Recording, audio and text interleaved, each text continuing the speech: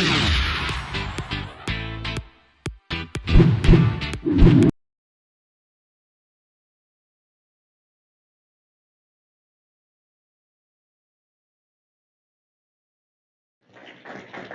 right.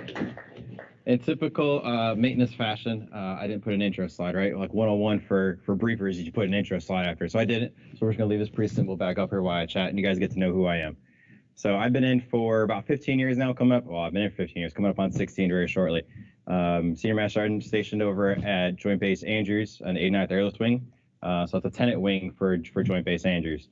I've been teaching bullet writing now back in 2015-ish. So I really started teaching it. And then obviously the last year and a half, we transitioned to what we are now, performance statement writing.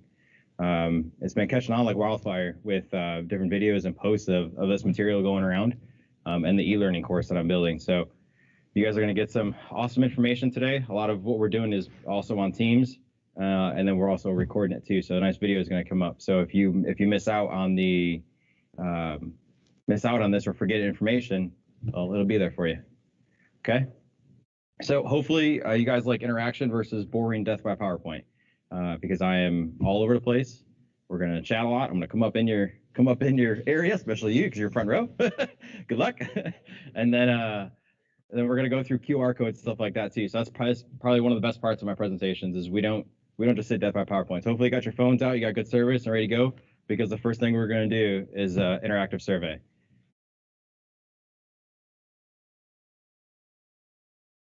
In Teams Lane, you should be able to follow this too. Because very quickly and right off the bat, we're gonna grab 4 questions, or 1 question with 4 possible answers. What is the best performance statement? So based off what you know about performance statements and your information on bullets and just what you know about writing, which one do you think is the best? And then this survey is gonna pop back up later as we go through the material. I'll give everyone a few minutes to do that, because I can also see at the top right corner, I can see how many people have turned in the survey. So I think we got about probably 25, 30 in here. Look at that, 50-50 already, okay. It's always nice too to see the debate, like what Lone Ranger goes for the random performance statement and who sticks with the norm. See, somebody went Lone Ranger. All right, I like it. Okay. Got about 10. 13 people, okay. Ooh, oh. Kind of spread out a little bit, all right.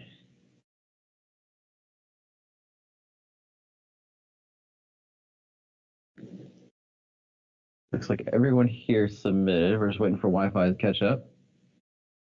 And Teams Land, if they're participating, we'll wait for them to catch up. Looks like we've got our front runner.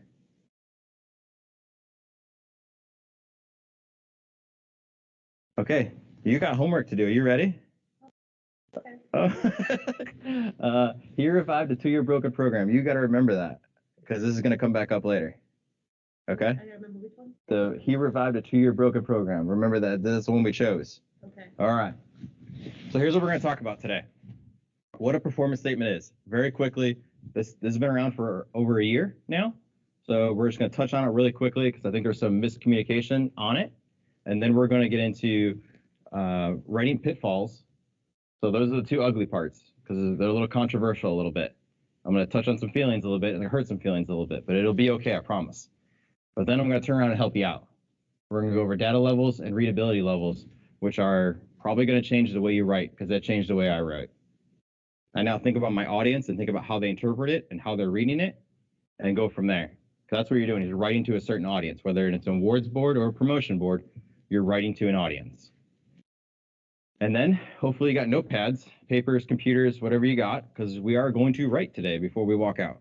And this interactive scenario is pretty legit too.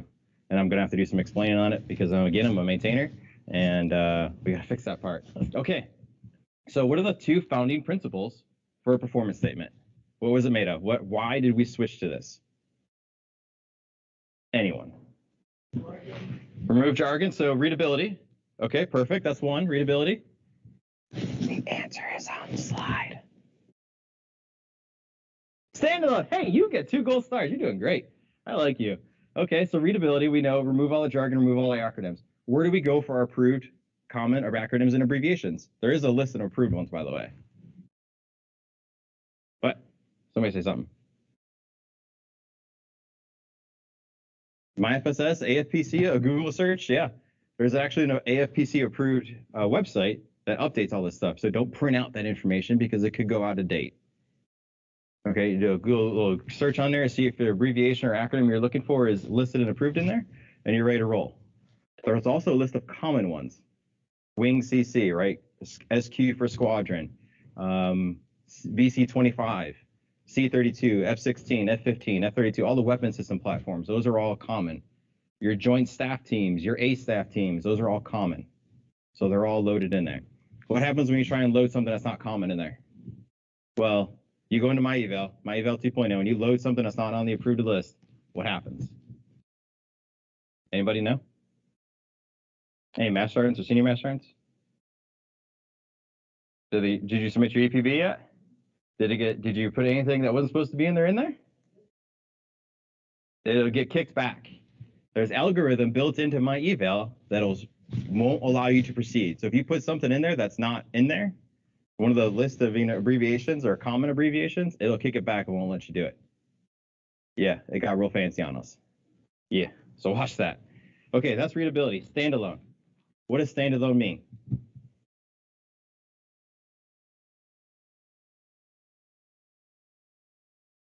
Makes sense by itself. 110%. So that means you need 2 or 3 supporting sentences? Or just one? Just one. Just one. So if we look at our EPVs or OPVs, you have 4 MPAs, right? 4 major performance areas. And what is half guidance on that? Does anybody know? For those, how many performance statements you're supposed to put in those MPAs? What was it? 2 to 3. 2 to 3 performance statements per MPA. No worries. So 2 to 3 performance statements. So if you're only putting one in 2 to 3 sentence format, and you're only capturing one item, you're already behind the curve. You've lost the math game. My math game is you only put that one block of information in there. That's what that's going to be evaluated, and that's what's going to be graded upon. Unless you're Tyrese and you're saving the world as a transformer, you're not going to go from staff to chief. It ain't going to happen. Sorry. Nobody, am I that old? Well, thank you for the laugh. Thank you. I appreciate it. Good reference. Thank you. Okay. But yeah, the math game, that's important. Otherwise, I'm going to put in 2 performance statements in my block to show scope, leadership, and make sure I cover readability with different dynamics of data level. So you should be considering that. That isn't half guidance to produce that. Okay. When you're writing your performance statements, they should contain a scene. It should paint a picture. There should be some kind of context to it, the action, the beginning part of it, and there should be some kind of a tool or an instrument to translate over. And there should be a transition word in between to accurately go from your action to your impact and or result. Okay? Now, you can also use transition words to go in between performance statements. Additionally, furthermore, moreover, also be careful, because how many character count do we have for our EPBs and OPBs? 350, 100%. So if you start using those additionally, the furthermore, moreover, you're taking up real estate. You're taking up valuable real estate. Do you have to have a transition word? Absolutely not. You can put one sentence and roll right into your other sentence. Do you have to start it with a name and a rank? Or can you go into he, or can you go right into the action verb? I said a bunch of different things and you're shaking your head yes. Sure. I haven't done one yet. All of it. You can do all of it. It is up to your specific guidance, your leadership's guidance, your supervisor, on what they're looking for. But right now, there is no deliberate guidance on how to do a performance statement. They want you to be creative. They want you to flex your writing. Make it as easy as possible. You don't have to start with this. You can start with Scott. You can start with he. You can start with she. You can roll right into the verb on what it is. There is no set guidance on that, except for your local guidance. And that you're going to have to follow, right? The boss is the boss. If the boss wants that, that's what you're going to do, okay? Now, if you are writing and you're putting up an EPB or an OPB or an award, somebody's reading it, right? If you are bored writing it, they are bored reading it, and it's not going to go well. Okay, so they only have so much time to score an awards package or review a performance brief. And with no grade markings to the right-hand side anymore, they have to read everything because that's how we mark people accordingly now. There's no more 1 through 5 or LCs and ACs and VCs. There's what do the words say?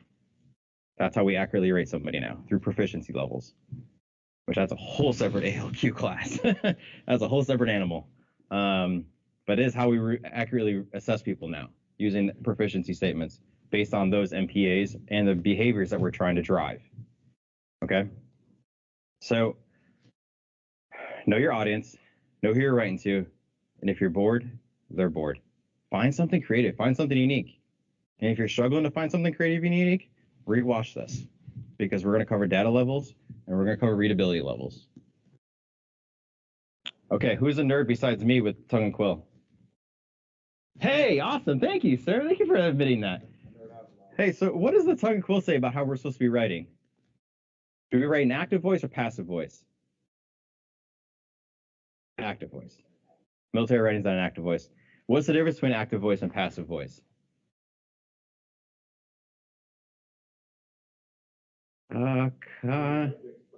Where the subject is placed. Thank you. So maintainer, right?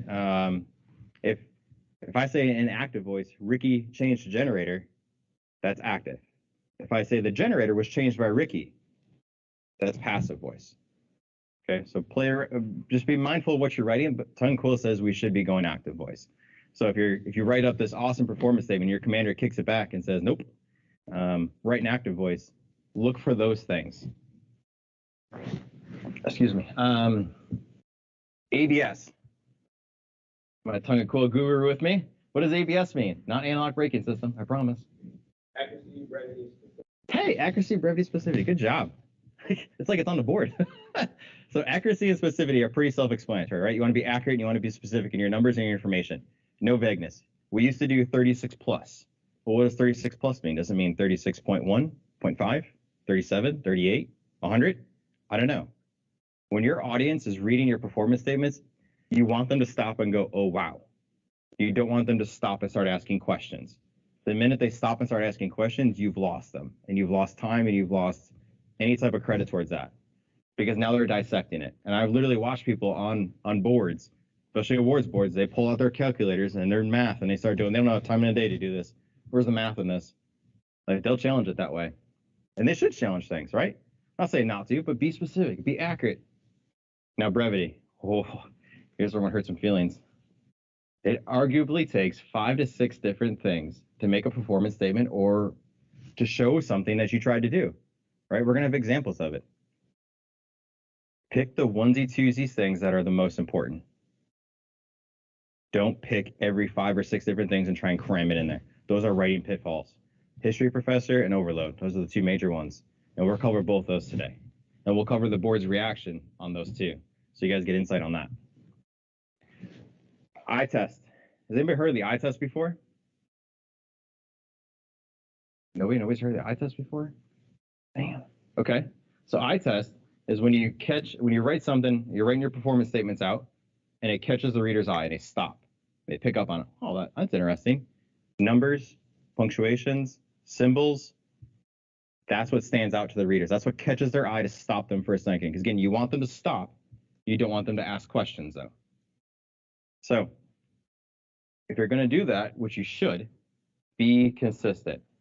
If you're going to put a dollar sign, put a dollar sign, but put a dollar sign through the whole thing. Use the rule of consistency. Don't put a dollar sign one MPA, then the next MPA you write out dollar. Don't start being crazy with it. Stay consistent. Oh, another QR code. We got a couple more of these bad boys. So this one's going to be on writing. So test your writing knowledge.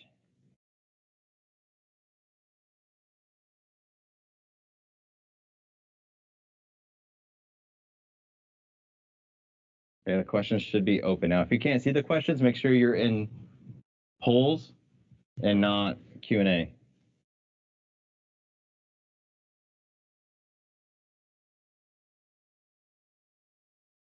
I'll give it a few minutes before we switch over. So I'm a huge fan. I like to talk, so I'm going to talk while we're doing surveys. I'm a huge fan of education. a little background on me. I have 2 master's degrees, one in aeronautics and one in education. I teach college. I teach at community college. I teach 3 aviation classes. So I love development and I love education. It's huge with me.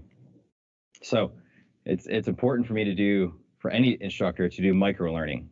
That's the wild card now. So micro learning versus macro learning. Macro is I would teach you the whole semester, and then at the very end I give you a final exam and you take that final exam. That's unrealistic to learn that way. There's actually studies on that micro learning is a more focused approach. So we go over a tidbit of knowledge, and then we ask questions on it. And you actually retain the more information off micro learning versus macro learning. So what do these questions look like? Oh, I tricked some people. Okay, what makes up a performance statement? It is an action with at least one, an impact or result. You can have both, but right now the half guidance is with an action with at least one, an impact or result. So good job to 33% of you. Awesome. Love it.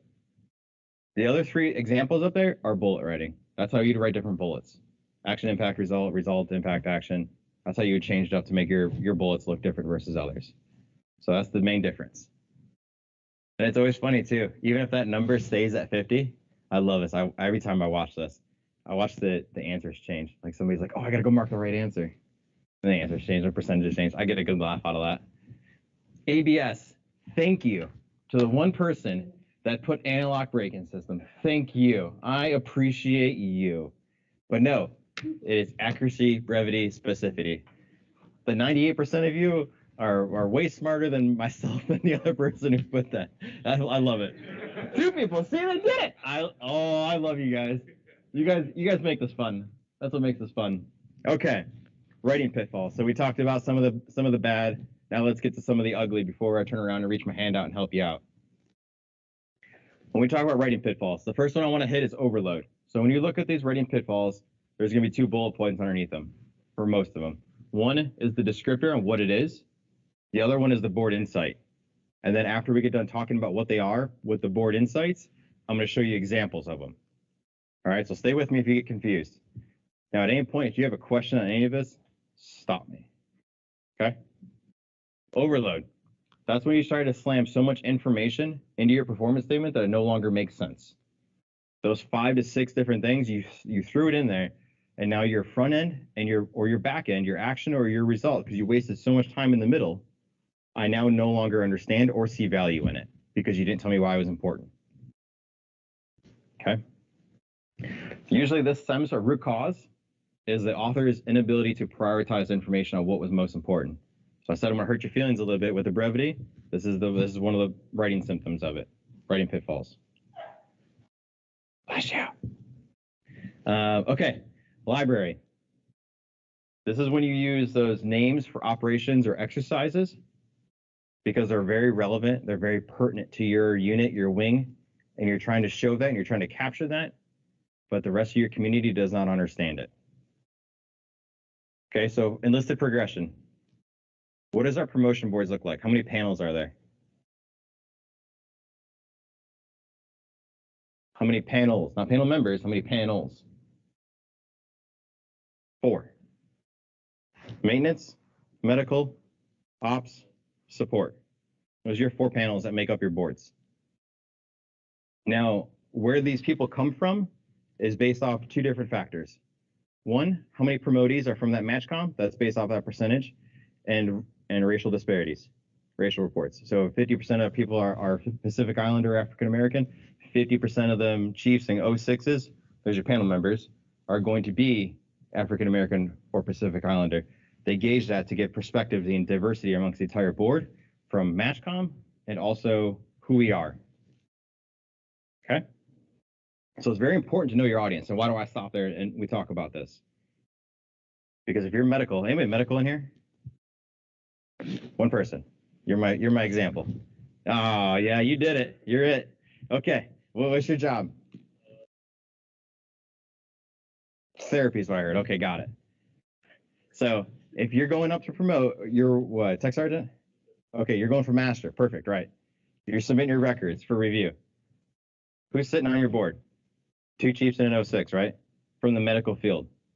Your 06 from dental, your 2 chiefs are from the ER. and you're in therapy. Do you think your information translates to what they know? No, not even a little bit. They know medical stuff. Like, they're not oblivious to that stuff, right? They know the community. But when you start going Operation Mobius or Exercise Red Cloud or this mobility garden's huge for AMC, so I can't use that one. But if you start using specific operations or exercises that are at your base or for your unit, you've lost your reader because they don't understand the relevance of it. When you could just focus on what's important that came of it and what the results were out of it. So again, I cannot stress enough, if you do not know your audience, you're going to have to learn really quickly who your audience is, or you're going to struggle with your writing. You're going to struggle to promote, and you're going to struggle for your troops or yourself to win awards. Absolutes. Stay away from them if you can. If they're accurate, then you have to back them up. If you are 100% departure reliability rate, then you better tell me why you're 100% departure reliability rate. Don't just throw the 100% or the 0% in there, because that's what we're striving for. You're talking about setting standards, and those are the standards that are set. You strip me. No. Those are standards that are set. So that is what you're going off of for guidance wise. So the minute if you're already saying, yeah, I did the standard, okay, you're proficient. Got it. Not exceptionally skilled, not highly proficient, not the 2 performance levels we're shooting for. Sorry, proficiency levels that we're shooting for. Okay. Cheerleader. No, this is not my 8-year-old Southern Maryland Youth Organization cheer elite rain doing a dance. That ain't happening. This is when you start using those overzealous words. Unstoppable NCO, right? Set the standard for the peers. And you start using those fluff type intros. And that's all it is fluff. Everyone reads right through it. Because what's your character count for EPVs or no PVs? 350. You don't got space to do it or time. And everyone on the board, whether it's a promotion or an awards board, knows what fluff looks like, and you just lost credibility in it. Okay. History professor. This goes right along with overload. This is when you cradle the grave, start to finish, tell me everything under the sun about whatever performance statement you are trying to write about. Okay. Again, goes to you focus so much on the center of the performance statement that your introduction and your result to outcome are delayed. They're weak. They're vague. I can't understand them. You're not showing me the relevance behind them. What does it look like? Okay, we're going to read these out loud. It's the one time I read verbatim off my slides. All right, overload. Ricky managed CSS in a high tempo phase with personnel actions, evals, decorations, tasks, and award program for the entire squadron. I told you it takes 5 or 6 things to make a performance statement happen. Wasn't lying to you. But do you need to capture all 5 or 6 things? No, don't do it. Because I don't understand, is 91% timeliness rating good? Is there anybody CSS in here? Kind of. And what happened to their 9%? Why are we not 100% on time? Life happens, I get it. But were you 60% before and now you're 91% because of your leadership and abilities? That should be captured, but it's not in this. I don't know. CSS. They take care of the entire squadron. Why waste the character count in the space? Tell me you took care of the entire squadron.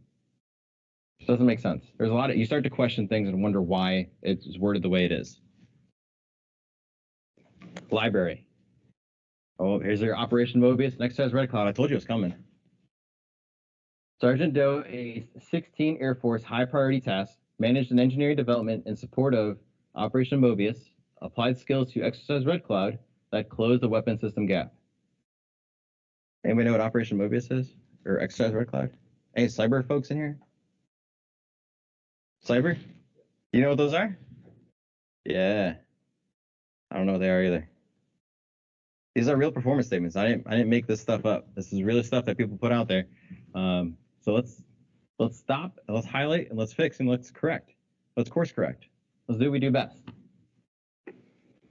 Because they spent so much time telling me the titles, I don't know the relevance behind those. I don't know if they were is the largest exercise for the cyber community. I don't know if we have new TTPs from it.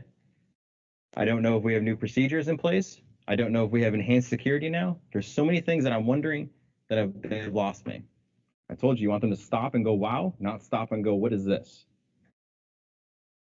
Absolutes. Jane revamped operations schedules process to present 100% of forces in support of Air Force cyber requirement that enabled 10,000 sorties and 0 no-go missions. Okay. Why would you build a schedule process that doesn't represent 100% of the people that you're supporting? Kind of weird. But they're trying to throw numbers in there because they're trying to pass the eye test. I get what you're trying to do, and so does everyone else, but there's no relevance behind it. The 0 no-go missions, every mission we schedule in the Air Force, we intend to fly. We intend to do it. Right? I get life happens. The airplanes have a say. The weather has a say. Things break. Weather happens. I got it. But why would you highlight the negative parts of it? It's weird. Cheerleader. Oh, here's me. Scott is an unstoppable engineer in a highly visible construction project. Yes, I am. He designed 4 telemetry towers that augmented communications with base pilots. I'm not a comm guy, by the way. I'm maintenance, so I don't know this thing. Lead off phrase. That's a lot of fluff in there. Unstoppable engineer. You're wasting a lot of space telling me that. For what? Highly visible project. How many bullets did we used to have on our EPBs? Sorry, officers that are looking for OPBs. I don't remember how many. I don't know how many bullets are on there. But EPBs, how many bullets did we have on our 910? Anybody, somebody? 13. 13. Thank you. Thank you, 13. 13 is what we had. How many do we have now? If we do 2 in each performance area, how many do we have now? Including your HLR. 9. You went from 13 to 9. You don't have the space to not tell me something that's important. It has to be. Everything has to be highly effective, highly the best. It has to be your top ones. You don't have the real estate to do it anymore. No throwaways. So we used to do throwaways, put them in the middle, hide them. You don't got space for it anymore. Everything has to be up front and center and look good. We have one page now versus 2 pages. You can't hide that stuff. History professor. Ricky built the first ever operator certification pipeline, analyzing 5 vendors, liaised with contractor squadron, and committed to 70K that upgraded 300 members' knowledge, skills, and abilities. Okay. When you analyze 5 vendors, you liaise with contract squadron, and you commit money to something. Anybody know what that is? So you're contracting or you're reading the board? Hey, it is a Form 9 process. 100%. Thank you. Yeah. And if you're committing money to something, you have to contact contracting squadron. If you're going to start a certification pipeline for training, you have to get other vendors in place. You have to ask them questions. You have to get multiple different quotes and efforts. So you're telling me all the things that you already have to do that I know you have to do. Tell me what happened to those 300 people. I don't want to know that you spent 70K of Uncle Sam's money. I want to know how those 300 people are impacted from it. What went into that? I got you. Hold on. And you were telling me it's the first ever certification pipeline. Did you just streamline the process for a DoD requirement? Did you make things faster, easier, smarter? I don't know, because you wasted the time to talk about Form 9. We had a question in the back. You're good. Okay. Yeah. Yeah.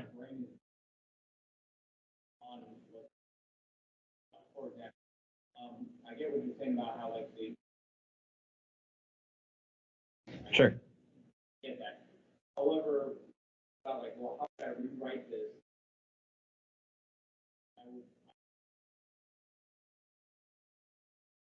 Depending on the contract, not a small.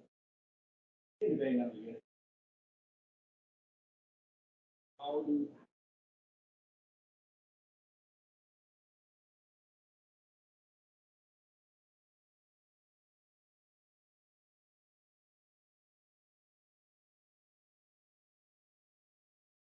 Yeah, no, I'm with you. So the question is, and I'm repeating it because we got people in Teams land. The question is how do I take this performance statement and actually apply what we're talking about to make it better?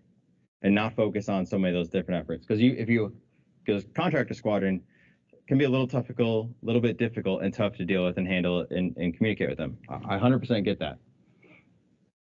Your first ever certification pipeline, I would not change that at one bit. I will leave that the way it is because it looks amazing. That's a big annotation mark. Analyzing 5 vendors and liaising with contractor squadron, and committing 70K, that whole process in my head, I would stay away from. I would go build first ever certification pipeline. If you really want to tie it in because it's huge to go for contracting squadron, coordinated with contracting squadron to upgrade 300 members, knowledge, skills, and ability. I would immediately drop out 70K and the 5 vendors, and then tell me what those 300 people did. What did that first ever certification pipeline do? How do we go from there? Does that make sense? Yeah. Perfect. Yeah, absolutely. Yeah. Mm-hmm. Mm-hmm. So, I love that you asked this question because it gets asked every class that I teach. Stay with me now. All right, we're gonna talk about this. So the question is yes, if we take out some of these numbers and information, our supervisors are asking for this stuff and they want this stuff, right? Because that's how they were trained and brought up. We were programmed a certain way to write in bullets. Data slash, data slash, data slash. When you see slashes in a bullet, you're like, oh, that's the best bullet writer ever. He knows what he's doing. We don't write like that anymore. So yes, they're gonna have to adjust 1, but 2, I had a few people reach out to me. Karina Mendoza. So if she eventually hears this video, she's knowing I'm gonna call her out. She's stationed in San Antonio. She's in medical, and she typed in Air Force Writing Self-Improvement page on Facebook and said, "Hey, can anybody review my EPB? I want some feedback." And I was like, "Yeah, send it. I'll take a look at it." I marked it up galore, and then she immediately said, "This is probably the most valuable information I've received yet on writing. Getting an outside perspective was amazing." I was like, "Yeah, 100%, because knowing your audience." Right? You're ER or an OR, your operating room or emergency room, and you have somebody dental. The lingo is not the same. So you have to change your readability levels, which we'll cover, and you have to change your data levels, which we'll cover still. But when I helped her rewrite her EPB, it streamlined things for her. And not only is that one example medical, maintenance. I helped the section chief. He was writing his EPB and he focused on a lot of these numbers. All right, one of his EPBs is actually up there as an example we'll talk about. So sorry, but it is. It's true. It's in there. And we went through it, pulled a lot of information out, and I said, focus in on this. Focus in on what you did. Why was it important?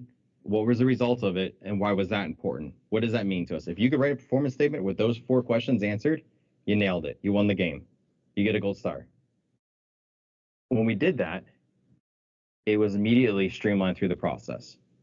I've sat in, so for my squadron, we like to murder board EPBs, EPRs, whatever you want to call them. We like to murder board them. We take all the tech sergeants in, all the mass sergeants in, all the staff sergeants in, because that's the lowest rank we have as a staff sergeant.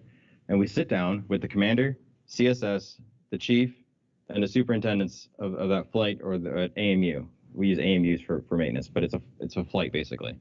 We sit down and we go through line by line and read every single thing.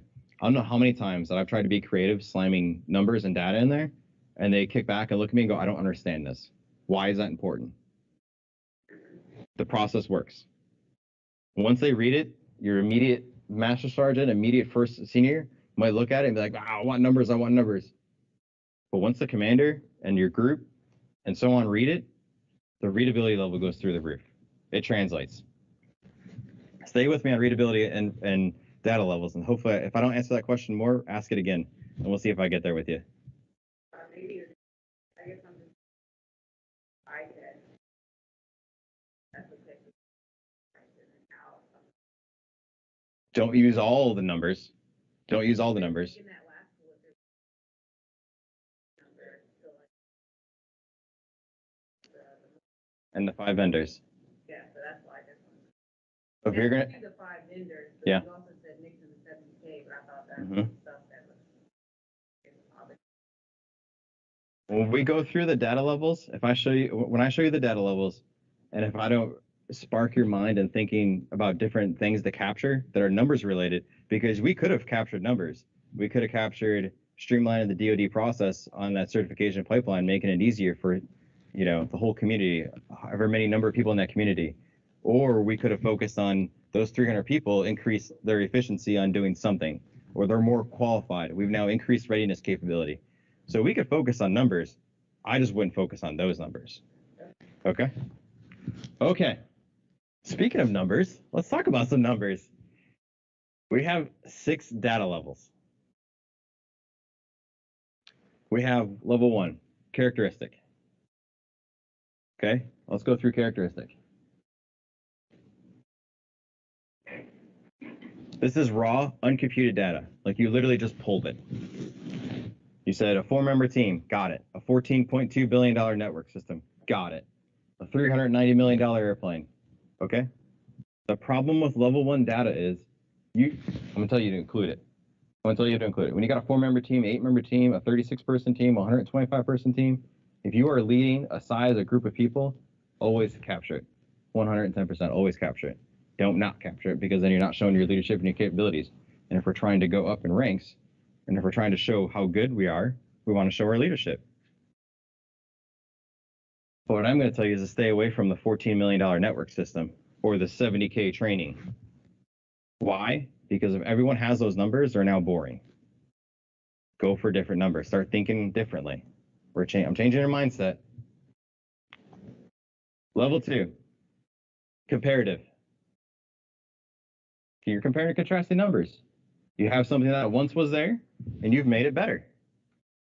You're showing me the difference between the two. You're giving me the why is this important. We've all been to bullet writing classes, right? Most of us, if not all of us. We always get asked the question, why is this important? So what? Right? How many times do we hear that? So what? So what? You're telling me so what? We're getting there. We're getting to the answer. Okay? First, all new, only, highest. All-time high. Those are starting to be comparative numbers that you can use and use them to your advantage. Words do mean numbers too, by the way. Okay, level 3. This is my crew chief math here. You ready? You take level 1 and a level 2, and you put them together. 1 plus 2 makes 3. Yes. I did it. So, what an example this looks like. Operator accuracy at 94%. That's your comparative. That's your level 2. Incident rate. Processing time down by 2 hours. Now you have a level 1 in there. That's your level 2, your level 1 in there. When you start streamlining those performance statements to incorporate this type of data, you give the answer to so what. So you give the relevance behind that performance statement, and it gives it more weight. 4, combined. This is when you take 2 and 3. I got questions. Go ahead. You go ahead. Uh-huh. Yeah. Let me go back to it. Huh?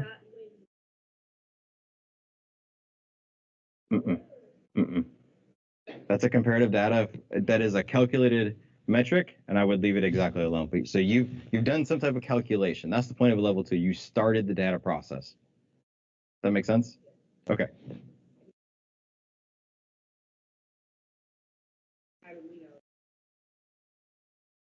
that's better at a first Oh yeah. versus hours or So. like? No, I agree. Is that the kind of thing that you add though for that? You're gonna use? Yeah. So what you're talking about is writing in level 4, because that's where we're going to next. And that's combined data. That's when you take levels 2 and 3. So my crew chief math didn't work. 2 plus 3 is 5, and I put 4. No, nobody laughs. Okay. that's a forced laugh. I don't like it. So when you're writing these different data levels, I'm going to show you, based on readability, what it does to the audience, what it does to the reader. That survey that we took, there was no joke. There was a reason behind that survey, and we're going to get up to it in a very short minute. If I can stop talking and get off tangents, because I love tangents. I love talking. So it's not a good formula for success. But when you take that, you're going to start seeing how your audience reacts to it. And then I'm going to show you the why. When you write, when I write, this is where I'm shooting for, 4s. Level 4 data. I will ask my troops or whoever I'm helping 1,000,001 different questions to get to this point. They hate working with me, but when they're done, the results are good or high. So this is average network speed up 54% in 2 months. There's your answer right there. 14 members scored 11% above excellent for 5 times. You start adding the context of why this is so important and the comparative formula to it. 5 is risky. Calling the future. You're predicting something's going to happen. You're showing a trend. But when you do this, it's tricky because you're not. A lot of times when people try to write like this, they miss the key part of it, which is having a major milestone attached to it. So average response time down 75%, trending to crush unit record in 3 months. The trending is the forecasting part. You're predicting it to happen. So it's risky because if somebody's reading it, they're going to look at it and go, well, what happens when you don't hit that mark? You're trending that way, but what happens when you don't hit that mark? Did you get 60%? Is that still good? Are you going to crush the high? I don't know. That starts the question there. But you put that major milestone to it that you're going to crush the record in 3 months. That starts to add a lot of weight behind it. Causal. So causal is when I created this thing, I did this thing, and because of I did this thing, it is going to produce this guaranteed. It is validated, verified, actionally proved results. New software yields permanent 95% reporting speed. New vehicle acquisition transports payload 95% faster and enables 62% more influx warfighters in a CENTCOM. You start getting into that. Oh, okay. All right. Now you with me. It's hard to get to 6, though. I ain't gonna lie. I'll be very truthful on that. That's why when I write, I stick to 4. Okay. All right.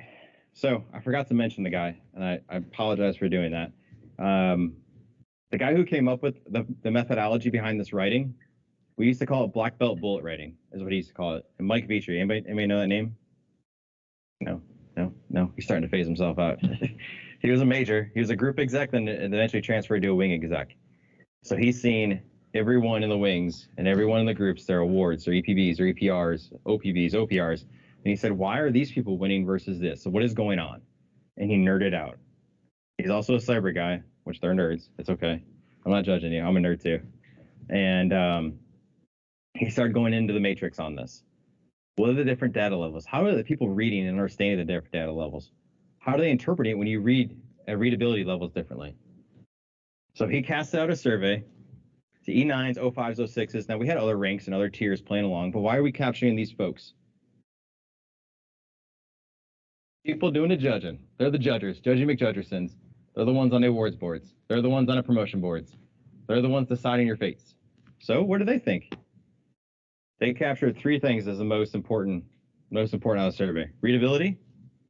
So when we go over readability levels, just keep that in mind. Scope and data with a purpose.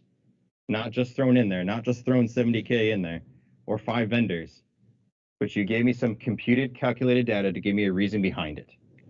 Okay, so nerd out with me on this. These 4 look familiar, huh? These are the same 4 performance statements that were actually, I converted from bullets to performance statements that Mike asked those individuals and their survey results. So let's see what those E9s, O6s, and O5s came up with. So if we look at annual, 3 policies, 18 discrepancies, highly effective rating, that's a level 2 for annual, 3 policies is level 1, 18 discrepancies is level 1, and rare, highly effective rating is a 2. So 2, 1, 1, 2. 23% thought that was the most important performance statement. Okay. Revived 2-year broken program. Hey, that's ours. Did you remember that? Yeah. Perfect. Good job. 2-year broken program. Wrote 3 policies. Fixed 90% of errors in 2 months. Earning highly effective rating first in 3 years. 2, 1, 4, and a 3. That is a highly effective written performance statement. Almost 40% of the E9s and O6s thought the same thing.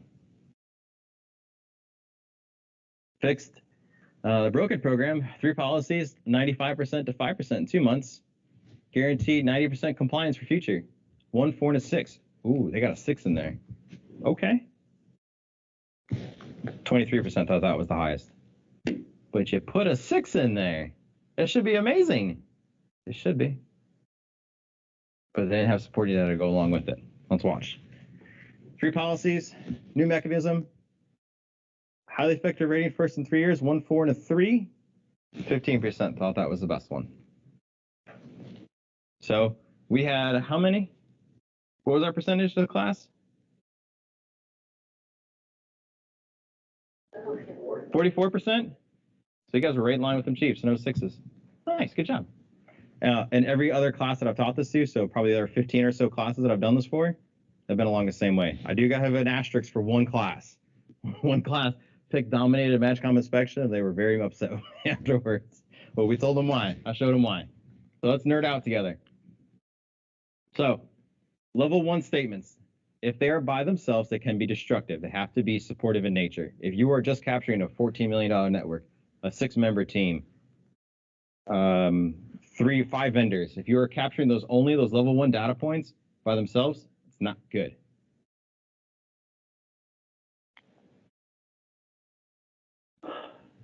And there's no other supporting data. They have 1, 6, and a 4. You should say, oh, there's some support in there.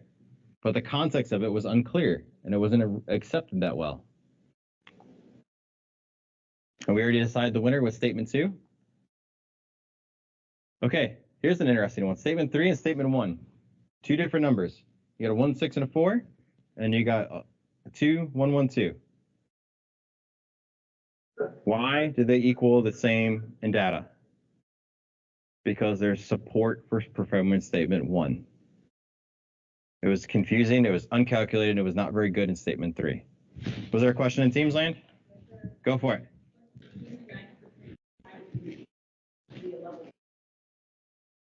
The guarantee was in there. The word guarantee was in there. So let's go look. I'll make sure I'm not crazy. Erase the no. Guarantee. TTP is guaranteed 90% compliance. They guaranteed to happen. So it's validated and verified. Okay. We look at some data levels. And I'm going to slide off to get some water.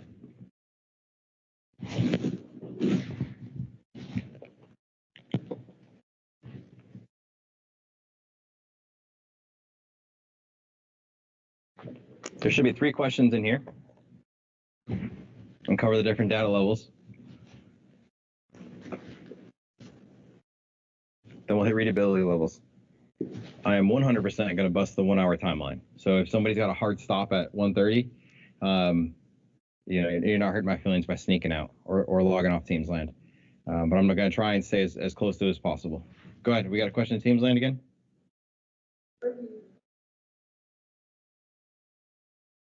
Oh, it's recorded right now, which is why I got these fancy tape markings and I got to stay in my little box.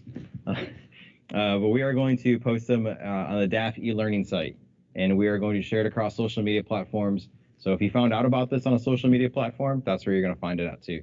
So the JBAB development advisor, I'm going to share it with her so she can post on her social media, JBA as well too, and then of course the DAF e-learning site. So if you don't know about the DAF e-learning site, then maybe you didn't read Chief Bass's email about the enlisted airmanship continuum, because it's out there. And it's also in the Air Force portal. Precipio. So if we heard of Digital University, that's sponsored through Udemy. If we look at Precipio, it's founded off another one, Skillsoft. There's Skillsoft, Coursera, Udemy. There's multiple different programs out there.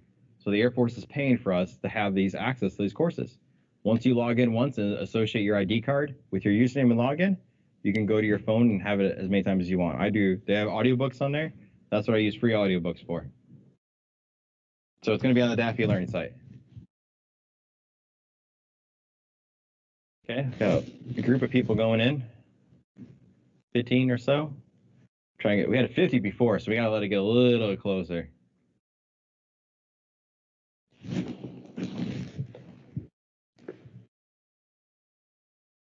And speaking of, what this is, hey, we got to leave early, we missed this or whatever. I would say within the next week, That was my promise. Is there's going to be an e-learning course built upon this. I'm almost done with it. I use the content authoring tool. I told you I'm a nerd for education, and I put together an e-learning course for us to go through, for people to go through. The material, the slides, there's interactive, there's questions, there is all kinds of stuff for you to participate inside of there. And they'll be on the DAFE learning site. And I can't think right now. What's the other program? My Learning. That's where I'll be at. Somebody gave me admin rights to that stuff. Joke's on them.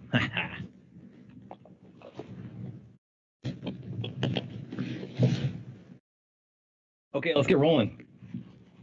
So from the 6 C's, as the Wing's functional manager, she led 10 unit managers, qualified 3 additional training managers, and validated training requirements for 1,000 personnel. 1, 1, 1, 1, 1. Yep, there's a level 1 all day. There's nothing else in there besides that.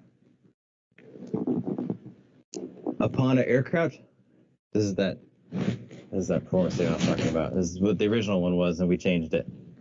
Upon aircraft heavy maintenance completion, he directed the evaluation plan and led 14 AFSCs through 6 flights, 4 field teams, returning the airplane to service 13 days ahead of the planned 60 days. So I see a bunch of level 1s, 14 AFSCs, 6 flights, 4 field teams, but then I snuck in a level 2 on you with 13 days ahead of the planned 60 days. So it's a level 3. So great job for the 36% of you. Good job for everyone, right? Okay. He wrote 90. This is the tricky one. He wrote 91 APRs, 14 decorations, and 18 awards. That's all level 1s, right? 17% of the units enlisted force promoted. What data point is that? 2? Is that what I'm hearing? 2? We all agree? It's a 2. You're comparing it. Your force against the ones promoted versus not promoted.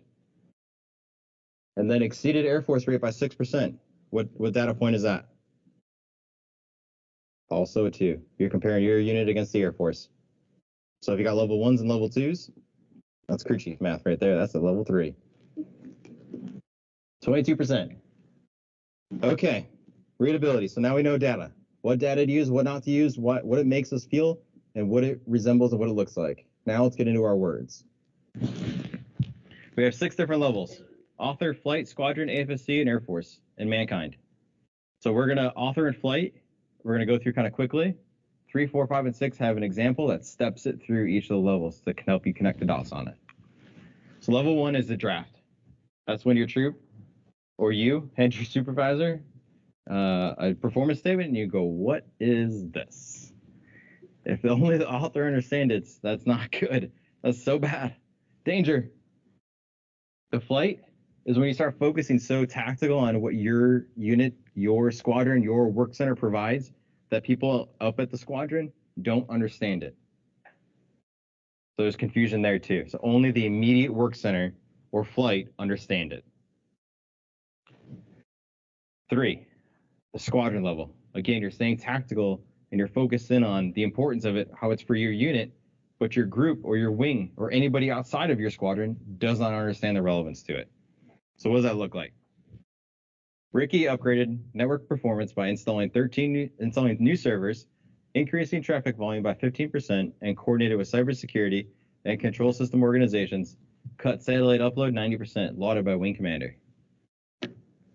Comm guy, cyber guy, right? Makes sense?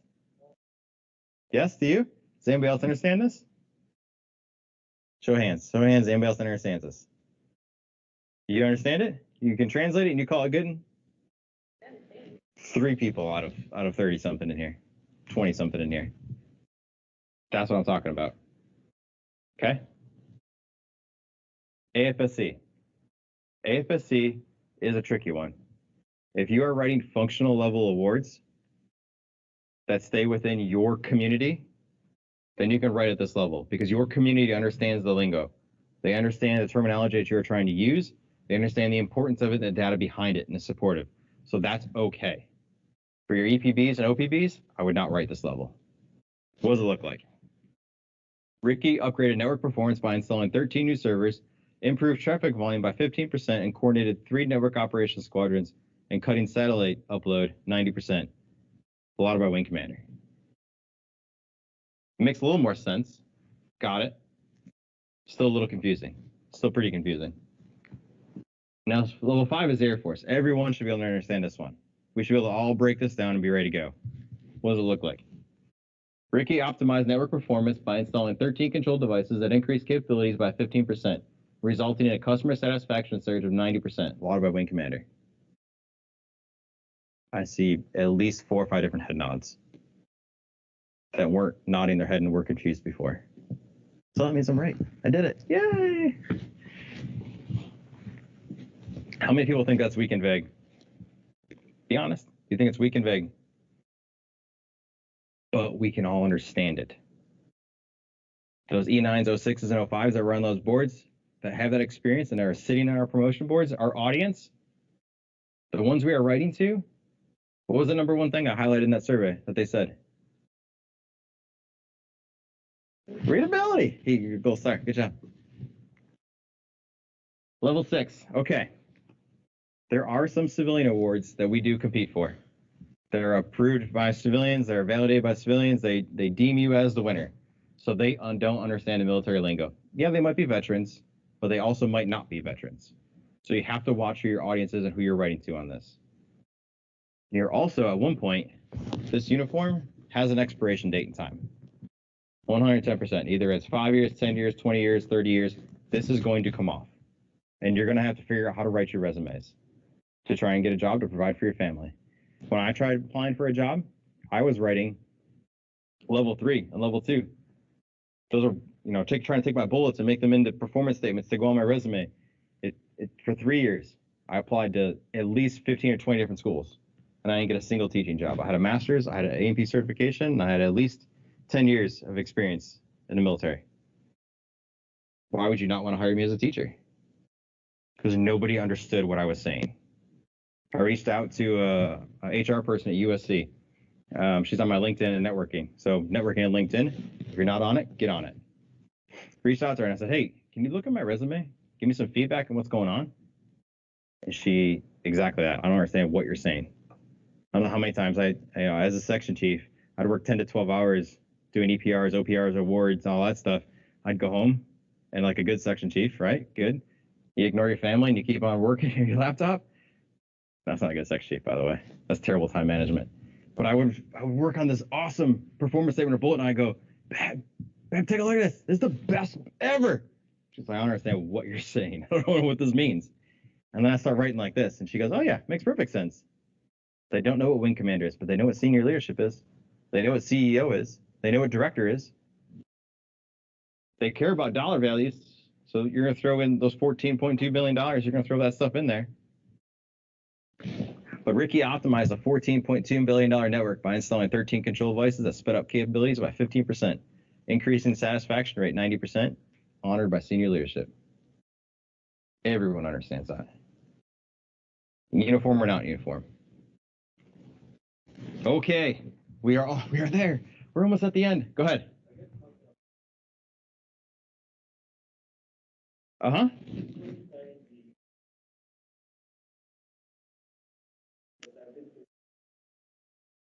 Yep.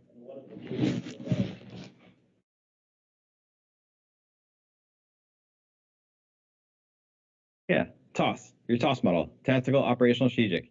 Do you know who originally came up with that? Chief Eric Jaron. He retired. He was a numbered Air Force Command Chief, and he wrote the Brown Bag Lessons, which is a book published on Air University.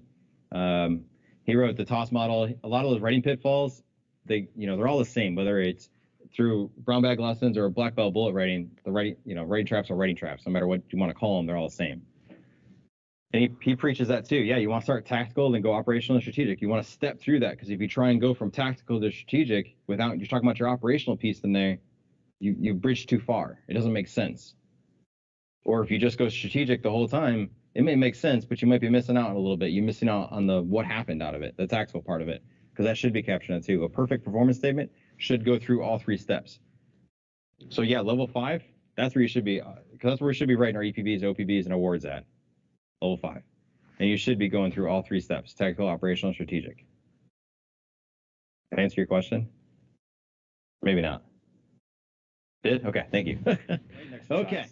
So hopefully you got your pens, your notepads, your laptops, your books, whatever you got, because we are going to write. Your troop hands you this performance statement and says, this is what you asked for. This is what I'm going to give you. This is the best thing ever. I'm the facility manager. I coordinate work orders with CE. The facility underwent a massive restroom upgrade that should increase the quality of life for the entire building. We got an excellent rating on our annual inspection for the wing safety office. That's a really good performance statement, huh? She's like, yeah, that's great. She's like, it's so good. Okay, so what we're gonna do is we're gonna make this better.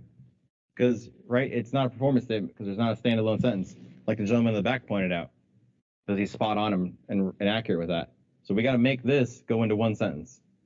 And we also probably want to ask some questions about data levels, right? And readability levels.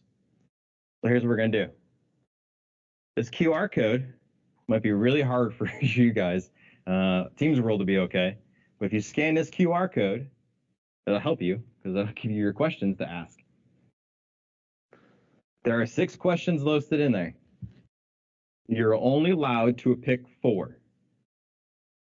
So you have to pick the 4 most important questions. And hint, hint, I threw tricks in there. When you pick the 4 most important questions, you then can decide what the data levels are. You're gonna pick your 4 questions, submit your survey. You're gonna hit submit, and when you hit submit, it's gonna say 0% correct. I'm sorry, I'm a crew chief. I can't fix the form. Hit view results. When you hit view results, that'll be your feedback. That feedback, go ahead. Is there more focus to it? You can probably come on up. It's okay. No, there's no more focus. Sorry. I can't focus in on more.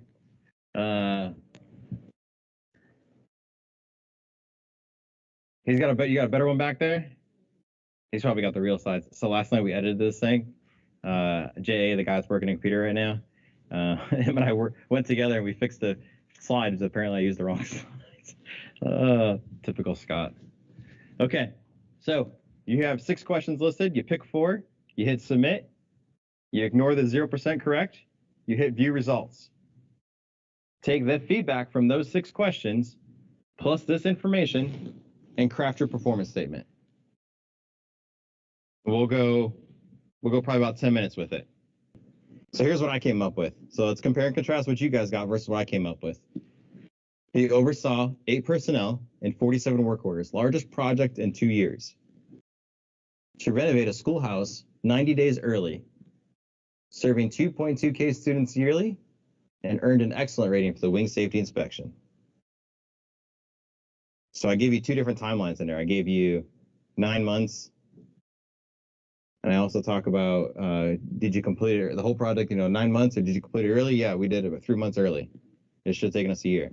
So asking that question, if you selected both of them, you wasted an opportunity to ask a question because I gave you that redundancy. And you're saying, well, how's it an 8-person team? Well, we highlight that in one of the performance statements. One of the questions we talk about, if he's the facility manager, he led the project. If I'm the commander, if I'm the superintendent, I have questions on that facility project, that's who I'm going to. I'm not going to go to the vendors. So they led it. They oversaw it. They ran it. They moved it along the finish line. Okay, so I focus on the efficiency of finishing 90 days early, largest project in 2 years, and then who the customer is, the students. Yeah, it's going to impact the quality of life for the faculty. It's also going to impact the quality of life for the facility manager. He gets a nice new bathroom to go to. But the focal point is the customer, the students. Okay. This is where it's open floor. You ask me whatever questions you got, any questions you got. This QR code is feedback for me. I've probably corrected this presentation at least 6 different times. I add new things in based off y'all's feedback. This is 3 very simple questions to me on how I did. And because you take a minute, you answer those, or less, to answer those 3 questions, I give you access to my Google Drive link that's got tools and resources, which everyone's phone goes up now. So there's a 60-page performance statement writing guide in there. Tells you how to breaks this down way more in depth. This is in there. Tyler Tress, he's one of the guys who used to work for me. An amazing amazing mechanic, an amazing person, and he's also really good at Excel. Really good. He crafted a tool up that has an Excel where you can type in a character count. I like to go past 450. I like to, or 350. I like to go to 400 to 450. Then I want to chop, take out the what's not needed and go to the meat and potatoes. So if you use those draft tools that are out there for EPBs and OPBs, it caps you off at 350 and you can't keep your thoughts going. That tool allows you to do it. So huge thank you to Tyler. He did a great job with that. Award scoring. So we have award scoring still to worry about, right? We have the old 0 to 2 method, which was Chief Jaron's brown bag lessons. That's where that came from. The membership, supervisory, management, and leadership, 4 levels of performance. And we also have 5 levels of proficiency. Developing, needs improvement, highly proficient, proficient, exceptionally skilled. In the award scoring class that I teach, I marry them 2 together and what that looks like. And there's a scoring matrix in there to help you try and see what good looks like. You can start scoring your performance statements yourself and like, oh, I'm missing out on some key areas. Then you can start asking your questions to go find out those data points. Records review. How many people have gotten the feedback of, I don't know why you're not promoting. Keep doing what you're doing. How many people have heard that? Keep doing what you're doing. Yeah. That records review that's in there gets rid of that. You're going to start highlighting certain points and certain parts in your records, and it's going to very clearly in color, because I'm a crew chief and I need colors, stand out in front of you what you're not doing and how to be better. What areas are you missing? Are you missing strategic communication? Are you missing mentorship? Are you missing your expertise in your job? You're not showing your craft well enough? You start to see those coloring examples and you start painting the picture of what you're trying to show in your audience that you may think you're missing. Any questions? No, shoot. That's how we learn. Go for it. Yep.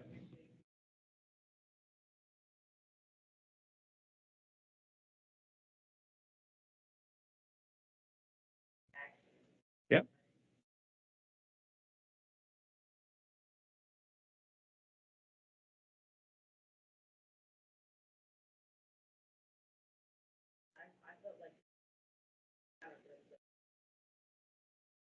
Okay, so the question is, how do I relate? If you put multiple performance statements in your MPA, how do you get them to relate?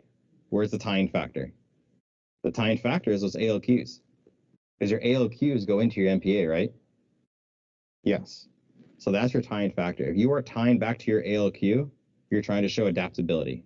You're trying to show some other entity decision making. If you are showing that in your MPA, that's how it ties together on that side. What goes into that MPA? Well, but they don't have to, their actions, the separate statements do not have to be the same subject. Nope. They can be different things. I can Yep. say I did X, Y, and Z, did blah, blah, blah, then I did X, Y, and Z. Yep. That's that. Like, Yep. I don't have to have. As long as it fits inside managing resources, leading people, executing a mission, improving the unit, you won the game. So it has to be two things. Nope. Because managing resources is not just this is a debated topic, but resources, we're resources. Your people are resources. So how well do you manage and lead your people? You actually have 2 categories on that, leading people and managing resources. Do we have a question in Teams land?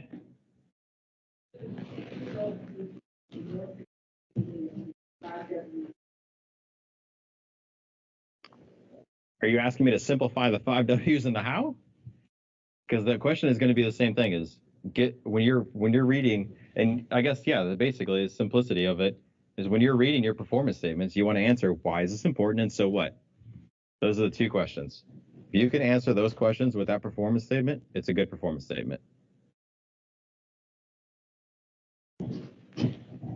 Any other questions? Teams line have another one?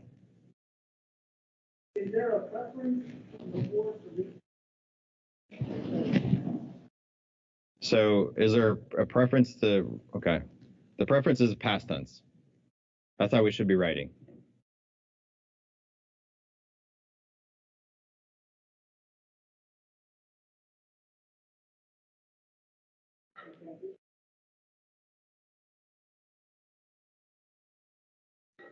So everything should be written in past tense because you're highlighting what you did for that year.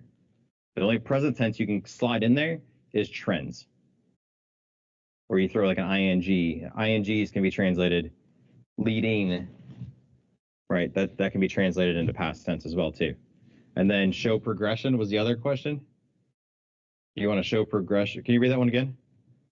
Secondly, is there any guidance in past or present progression throughout?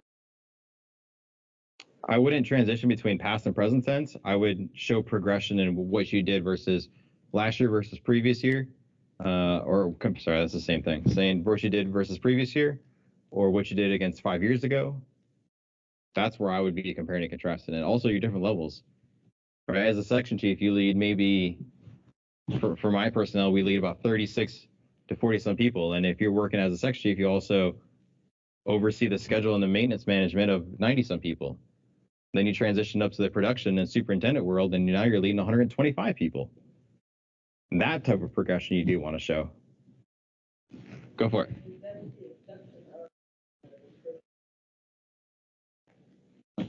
So your key duties. So the exception of the key duties, I would still write in past tense with key duties.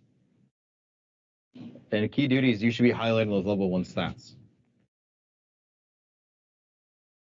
And then progression, traditionally, a stigma out there is don't ever have the same key duties every year. Change your key duties every year. I had the same key duties for 5 years in a row, and I promoted to master and to senior. That didn't change. The description. What do you mean by description? The description in the very beginning. Yeah, it's key duties. Isn't that key duties? I was thinking about the 4 MPAs. Oh, no, yeah. Okay. And HLR should be like your push statement. So that should be, what job are you looking for in the future? What job are you geared towards? What's your next assignment that you're geared towards? How many awards did you win? What awards did you win? At what level did you win? Your highest level award should be in your HLR spot, by the way. Who wants to go first? You're going first. Okay. So based on what you just said, Yep. when you say like, hey, push statement job in the future, that mostly like an enlisted job, or you can use camera project. Oh, number one pick. Oh, I would 100% put that in there. And your commander is going to want to put that in there too. If you were selected for OTS and you're the number 1 for the wing, yeah. What I'm saying, so like, so their potential candidate saying like, hey, would be my number 1 pick, even though he's not necessarily been. You have to be careful of that because whoever's signing it. So if your wing commander signs off on your HLR, they're now saying that is their performance statement of you. So if it's your squadron commander saying it, but you're the number 6 for the wing, well, then it's going to have to be changed around to be your number 6. So you just got to be careful where it's closing out at and what they're trying to show. For an award, 100%, I would capture that all day long. You also are not supposed to stratify. That's an AFI. That's only for stratification levels, which is for master and for senior. So just be careful with that you're not stratifying. What was your question, sir? Yep. Duties, yep. So if you were deployed in the tank trade, 100%. So my job, I am working, so this previous year, I did half the year, 6 months, in the Presidential Logistics Squadron doing Air Force One maintenance. I was assistant superintendent over there. That, and then the other 6 months of it, part of my job, I was in the Commander's Action Group working for the wing commander directly in the wing headquarters. Both entities of that key duties was up there. Both entities, and I clearly explained that. So as long as you're definitive, during this environment, he led these people doing this thing, then yeah, that's your key duties. That's what you did for that year. That's perfect. Go ahead. From Teams Land.